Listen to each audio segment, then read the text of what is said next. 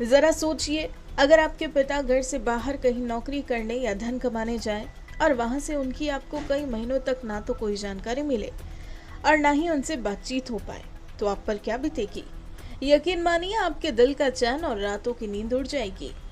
जी हाँ, ऐसा ही कुछ हुआ है उदयपुर शहर के पानेरियों की मादड़ी के रहने वाले विष्णु मनारिया, उनकी मां और दादा के साथ।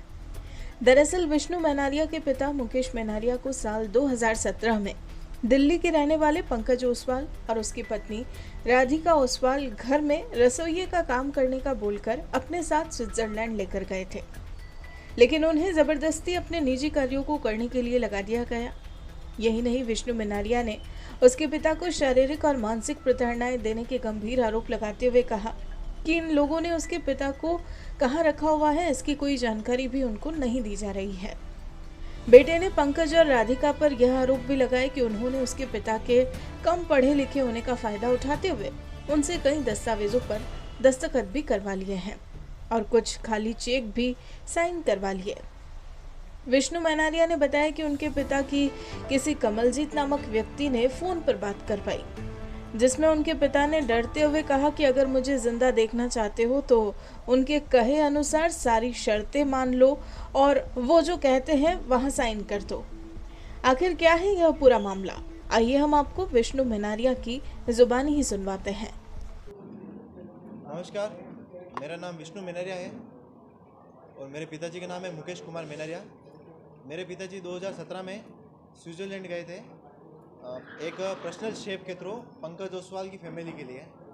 और अभी फ़िलहाल जब पापा ने कहा कि मुझे भारत जाना है, तो पंकज ओसवाल जी जो हैं, जो भारत आने नहीं दे रहे हैं पिताजी को, और पिताजी को उन्होंने युगांडा में बंधक बना के रखा हुआ है।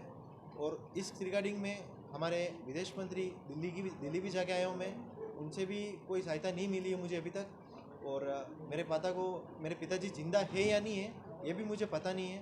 और मैं भारत सरकार से यही चाहता हूँ कि जल्द से जल्द मेरे पिताजी को भारत लाया जाए और पंकज ओसवाल जी ने किडनैप क्यों कर रखा है इस बात का पता लगाया जाए। आपकी लास्ट बात कब हुई थी आपके फादर से? मेरे पिताजी की लास्ट बात 2 महीने हो गए। 2 महीने पहले मेरे पिताजी की लास्ट बात हुई थी। क्या बात हुई थी लास्ट? उन्होंने कहा था कि आप आपके चेक दे दो। मेरा और मेरी माताजी का चेक लिया था उन्होंने, अगर मुझे जिंदा देखना चाहते हो तो चेक दे दो। तो इस रिगार्डिंग मैंने मेरे पापा के लिए मेरा चेक दिया और मेरी माताजी का चेक दिया। तो वो चेक उन्होंने 75 लाख के भर के भी डाल दिए, जबकि आज दिन तक न तो मेरे अकाउंट में न मेरी मदर के अकाउंट में उनका एक भी पैसा कभी क्रेडिट नहीं हुआ है। उनके वकील से आपकी क्या बात? उनके वकील से मेरी ये बात हुई थी।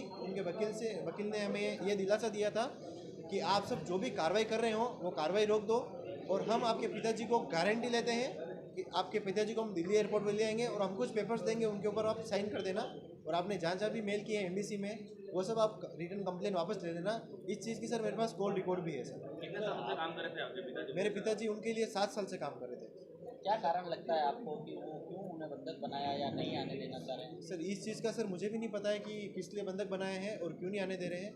और सर अभी तो मुझे ये भी नहीं पता है कि वो जिंदा है या है भी नहीं है। सर, ओसवाल कंपनी को लेकर कई और भी घटनाएं सुनने को मिली है, या आपके फादर की सिर्फ ये अकेली घटना है? नहीं सर, ओसवाल फैमिली को लेकर और भी घटनाएं सुनने को बहुत सारी मिली है। जो कंपनी है ओसवाल कंपनी, जी। के लिए आपके फादर से जी जी, ओसवाल कंपनी है, उन्होंने बहुत से लोगों के साथ ऐसा कर रखा है।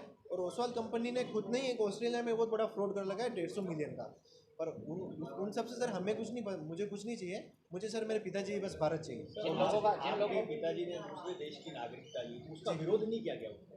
नहीं, विरोध उन्होंने किया था।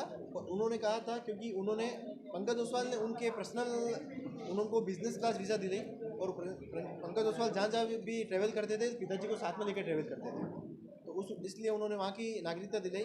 जबकि पिताजी को तो ये भी पता नहीं है कि वहाँ की नागरिकता है या ये भी नहीं, क्योंकि पिताजी पढ़े लिखे भी नहीं है मेरे पिताजी, और साइन भी हिंदी में करते हैं और इंग्लिश आती नहीं है, तो वो कहाँ से सर नागरिकता ले सकते हैं सर। नागरिकता लेने के बाद विदेश में कितने सालों से हैं उनके साथ? सर उनके साथ में पापा 7 साल से हैं सर। विदेश में कितने सालों से? सर पहले सर दुबई भी थे।